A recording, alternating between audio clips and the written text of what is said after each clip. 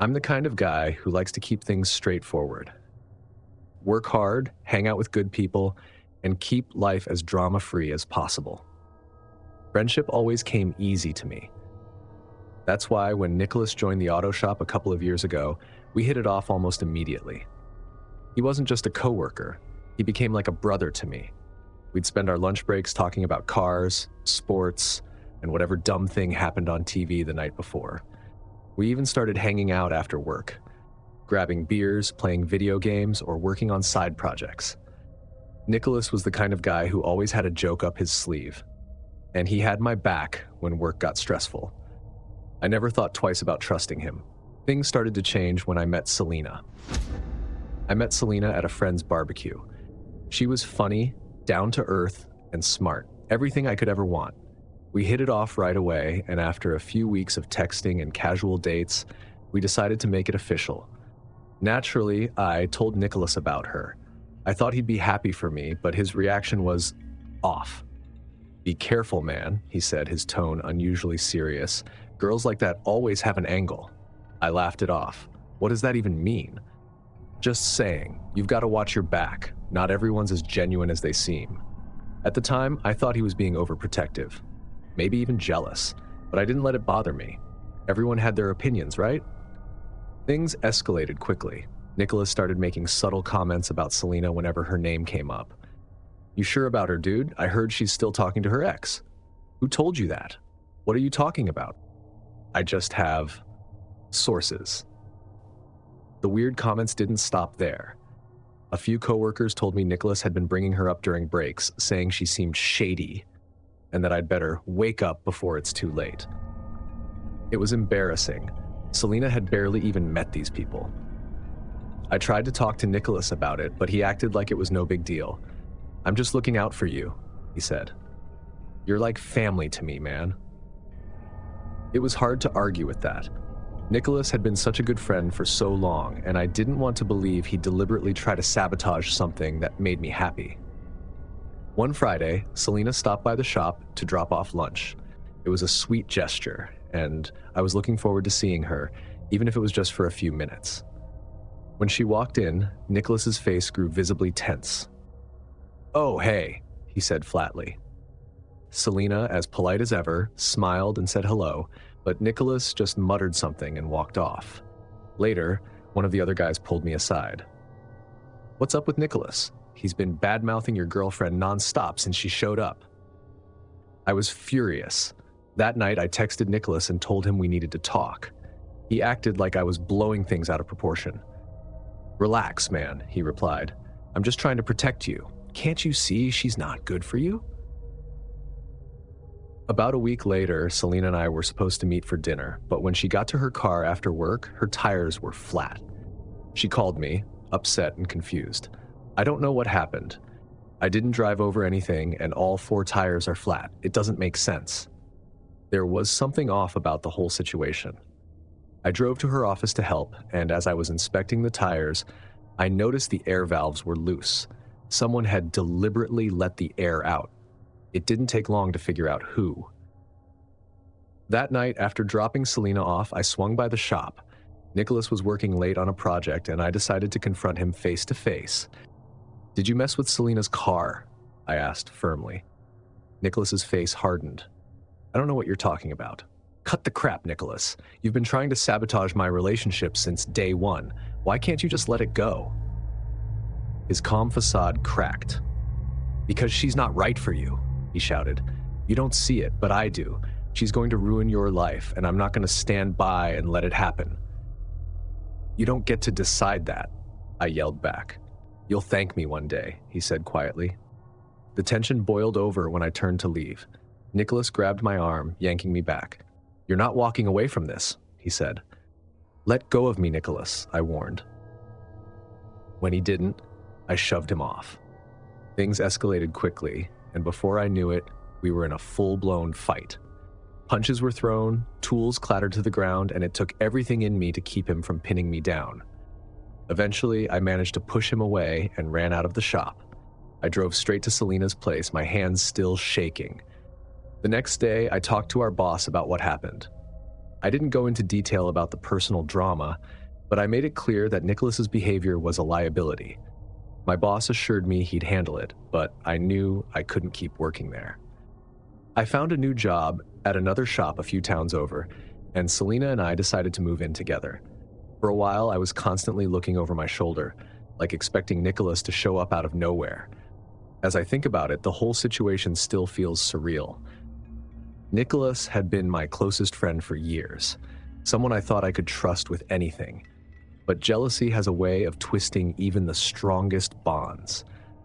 If someone starts showing red flags, it's better to address them early, before things spiral out of control. Selena and I are still together, and I've made new friends at my new job. But every now and then, I catch myself looking at the cars around me, wondering if Nicholas is still out there, waiting for another chance to protect me.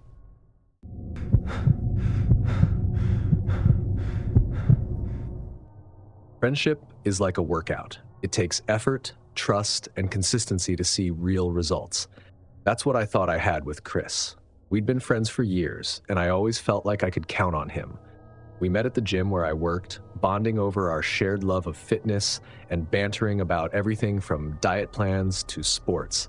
And I thought we had the kind of solid friendship you could rely on for life. But looking back, I should have seen the red flags.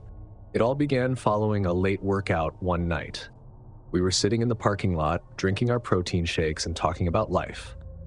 Chris had been going on about his problems with his family, money issues, drama with his brother, and I felt for him. "Man, sometimes I feel like I can't tell anyone anything," he said, leaning back in his car seat. I agreed. "Yeah, I get that. It's hard to trust people with the big stuff." There was a long pause before he looked over at me. "You ever feel like you're carrying something you just want to get off your chest?" Maybe it was the late hour, or maybe it was just the mood of the conversation, but I decided to tell him something I'd never told anyone. It wasn't a huge deal, at least not anymore, but it was personal, something I'd kept private for years. I won't go into details here, but let's just say it was a decision I made in my early 20s that I regretted deeply. It wasn't illegal or anything, just embarrassing, something I didn't want out in the open. Chris listened intently, nodding in all the right places. When I finished, he clapped me on the shoulder and said, "Man, that's nothing. Everyone has stuff like that. You can trust me. I'd never tell a soul." I believed him. For a while, everything seemed normal. We kept working out together, hanging out on weekends, and trading playlists for gym sessions. But then, little comments started creeping into our conversations. "Hey, you remember what we talked about that night?" he said with a smirk. "Yeah?" I replied, unsure where he was going with it. "Just saying, it's a good thing you've got me to keep that under wraps. Not everyone would be so understanding." I laughed it off the first few times, thinking he was just joking, but the comments didn't stop. Whenever I hung out with other friends or had to cancel plans with Chris, he'd make similar remarks. "Don't forget who's got your back," he'd say. I let it slide at first, thinking it was just him being weird, but the more it happened, the more it started to gnaw at me. One night, I was out with some friends from the gym and posted it on my Instagram. A few minutes later, I got a text from Chris. "Having fun without me?" I rolled my eyes and replied, "Yeah, just grabbing a drink with the guys. You good?" His response came almost immediately. "I guess? Just remember who your real friends are." It was a weird thing to say, but I didn't give it much thought back then. Then, a few days later, he casually dropped a comment while we were working out. "You know, it'd be a shame if people found out about that thing you told me. Not that I'd ever tell, of course. Just saying." I froze mid-rep. "What's that supposed to mean?" Chris shrugged, his face the picture of innocence. "Nothing, man. Relax. You know me. I'm just messing with you." I tried to laugh it off, but my stomach was in knots for the rest of the workout. My patience reached the limit at a mutual friend's party. Chris and I were chatting with a small group of people, and the conversation turned to regrets and embarrassing stories. "Oh, I bet Alex has a good one," Chris said, nudging me with his elbow. I gave him a warning look. "Don't even start." "Come on," he said, grinning. You know that thing you told me about from a few years ago? Bet they'd love to hear that one. The room went quiet. Everyone was looking at me, waiting for an explanation. My face burned with anger and humiliation. Chris, drop it, I said, my voice low. He laughed like it was all a big joke. All right, just kidding. Man, you're so sensitive. That made me leave the party early, fuming. The next day, I called Chris out on his behavior. What the hell is your problem? I demanded. My problem? He shot back. You're the one who's been ditching me for other people and acting like I don't exist. I'm just reminding you who's always been there for you. By threatening to spill my personal business? It's not a threat, he said, his tone defensive. I'd never actually tell anyone, but maybe you should think about who you prioritize in your life. That was it for me. I told him I was done, that I couldn't be friends with someone who used my trust as a way to manipulate me. Cutting Chris out of my life wasn't easy. We'd been close for so long, and I missed the good times we'd shared. But the freedom of not having to constantly stay alert anymore outweighed any nostalgic feelings. For weeks, I was on edge, expecting him to tell someone my secret out of spite. I even considered preemptively telling a few close friends just to take the power away from him. But in the end, I decided to let it be. I can't believe I let things go as far as they did. Trust is a delicate thing, and once it's broken, it's hard to repair. And in the end, Chris taught me a hard lesson about setting boundaries. Now I'm much more careful about who I open up to. Friendship is supposed to be a safe space, a source of support and encouragement. He started using my vulnerabilities against me. That's not a friend, that's an enemy. Chris and I haven't spoken since that day, and honestly, I'm okay with that. Life's too short to keep toxic people around, no matter how close you once were.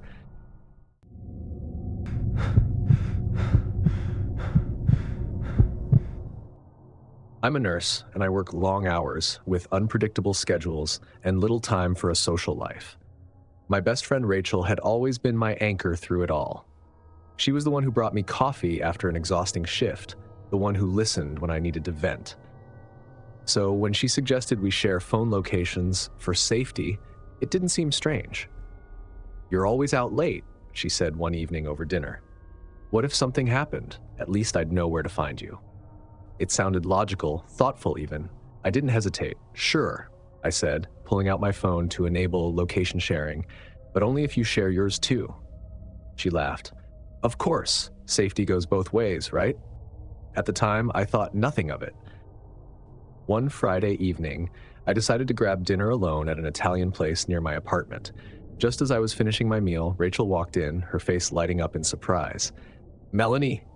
No way. What are the odds? She said, sliding into the chair across from me. Yeah, what a coincidence, I said with a forced smile. It wasn't the first time something like that had happened. A few days earlier, I'd gone to the park after work to clear my head. Rachel showed up there too, claiming she decided to go for a jog and happened to see me. Guess we're just on the same wavelength, she said with a smile. At first, I found it amusing, but as it happened more often, something told me it wasn't coincidence. The day Rachel showed up at my workplace was when things began to feel truly off. It was a Thursday night at the hospital, and I was catching up on patient charts when I heard a voice in the hallway. Melanie. I turned to see Rachel standing there holding a cup of coffee. Rachel? What are you doing here? I figured you could use a pick-me-up, she said, handing me the cup. I saw you were still at work. Despite the discomfort, I thanked her and tried to let it go, but the seed of doubt had been planted. She hadn't asked to share my location, just for safety. She was tracking my every move. The breaking point came 2 weeks later. My parents were hosting a small family dinner, a chance to relax and catch up. I hadn't told Rachel about it. There was no reason to. As I pulled into my parents' driveway, there she was, leaning against her car with a bottle of wine in hand. Surprise, she called, waving. Rachel, what are you doing here? I saw you were out this way and thought I'd drop by, she said as if it were the most natural thing in the world. Confused, my parents looked at each other as she walked up to the house like she'd been invited. Rachel, this is a family dinner, I said, trying to sound less angry than I really was. Oh, I won't stay long, she said breezily. Just wanted to say hi. That night, my appetite was gone. I hardly touched my food. Rachel's presence felt like an intrusion, a line crossed. After dinner, I pulled her aside. "You can't just show up uninvited like this. It's not okay." Her smile disappeared, replaced by a look I'd never seen before, cold, almost accusatory. "I just wanted to spend time with you, Melanie. You've been so busy lately. Are you mad at me for caring?" Her words made me feel guilty, but the unease didn't leave me. The next day, I decided enough was enough. I called Rachel and told her we needed to talk. "Rachel, I don't think it's healthy for us to share locations anymore," I said. "It's starting to feel invasive." "Invasive?" she repeated, her voice sharp. "Melanie, I've been nothing but a good friend to you. You're overreacting. You've been showing up everywhere I go. It's not normal, Rachel. I need space." Her tone shifted, dripping with anger. "After everything I've done for you, I've been there for you through everything, Melanie, and this is how you treat me?" I hung up, my hands shaking. I blocked Rachel on social media and turned off location sharing. For a little while, it seemed like everything was okay. But one evening, as I was leaving work, I noticed a car parked across the street. It looked like Rachel's, but I couldn't be sure. The next morning, my neighbor mentioned seeing someone standing outside my building the night before. She was just standing there, looking up at your window. My entire body tensed. A week later, I received a package at work, an envelope with no return address.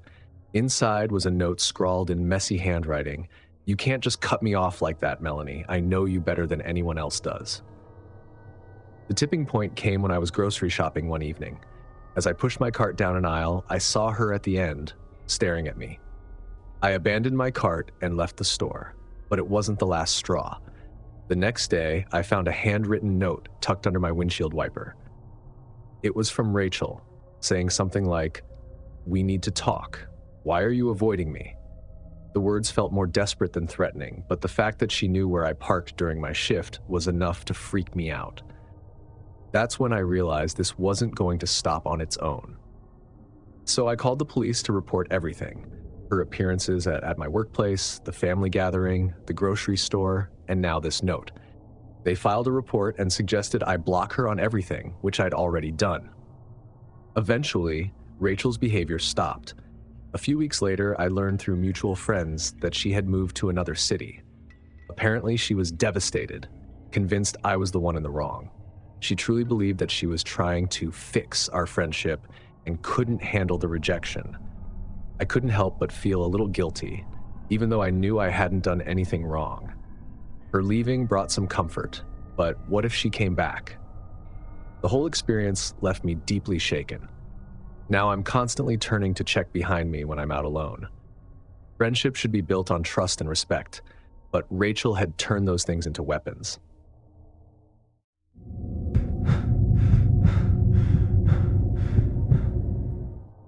I never imagined that my best friend, someone who felt like family, could become the source of my deepest fears.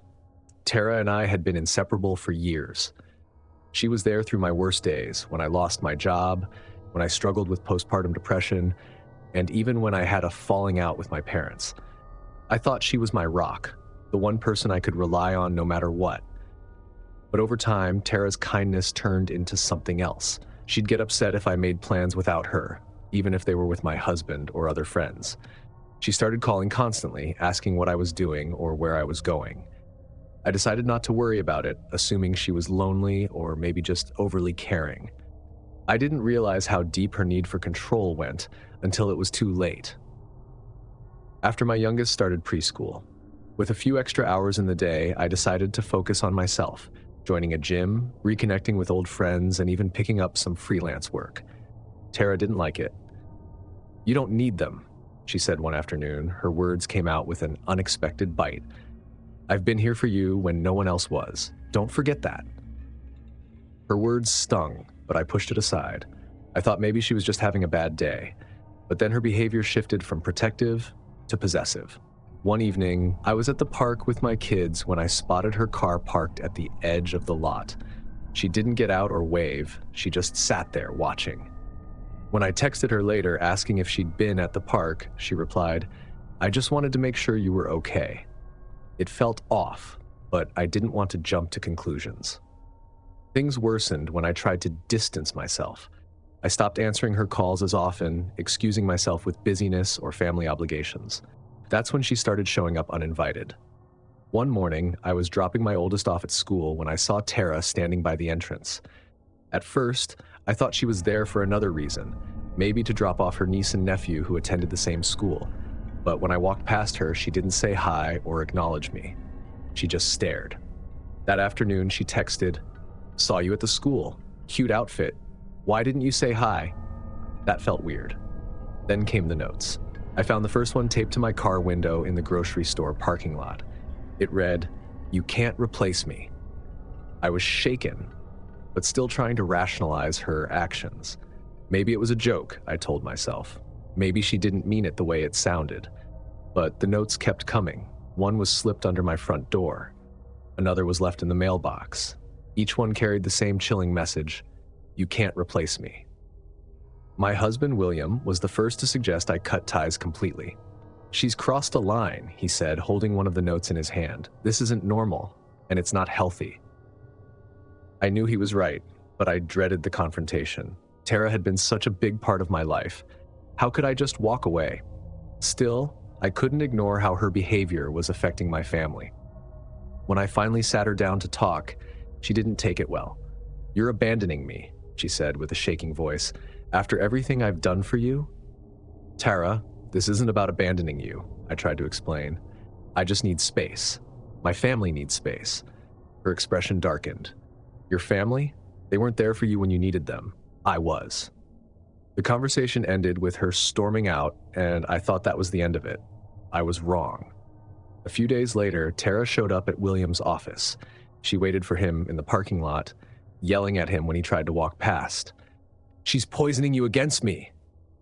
Tara screamed. "You don't even know what she's capable of." William called security, and she left before they arrived. That night, we decided to call the police. They advised us to document everything, but said there wasn't much they could do unless she directly threatened us or trespassed on our property. That threat came sooner than we expected. One evening, as we were sitting down for dinner, we heard yelling outside. William went to the window and froze. Tara was standing in the driveway, screaming at the top of her lungs. "You've ruined everything," she shouted. "You can't just erase me from your life." William told me to take the kids upstairs while he called the police. I locked the bedroom door and held my youngest close, listening as Tara's voice grew louder and more desperate. When the police arrived, she refused to leave quietly. They had to escort her off the property, and we were finally able to breathe. The next day, we filed for a restraining order. Tara didn't contest it, but the damage was already done, and nothing could change that. I still had that feeling of being watched, of waiting for the other shoe to drop. We installed security cameras around the house, changed our routines, and had a serious talk with the kids. We explained that Aunt Tara was going through some serious mental health issues, and that if she ever tried to approach them, they needed to run and call for help immediately. It broke my heart to even have that conversation, but it felt necessary. The once warm friendship I'd treasured had turned into a source of fear and paranoia. I still have moments where I wonder what went wrong. Tara wasn't always like this. She was kind, generous, and supportive, until she wasn't. I've learned to trust my instincts and set boundaries, even when it's uncomfortable. And sometimes walking away is the only way to protect yourself and your family. Tara taught me that not all friendships are meant to last. Some are lessons and some are warnings. And this one? It was both. If these chilling tales of crazy best friends had you questioning your own friendships, don't forget to hit that like button and subscribe for more spine-tingling stories. Have a scary or unsettling friendship experience of your own? Drop it in the comments. I'd love to hear it. Share this video with someone who might need a reminder to watch out for red flags. Stay safe out there. Sometimes the people closest to us are the ones we should fear most. Thanks for watching, and I'll see you in the next nightmare.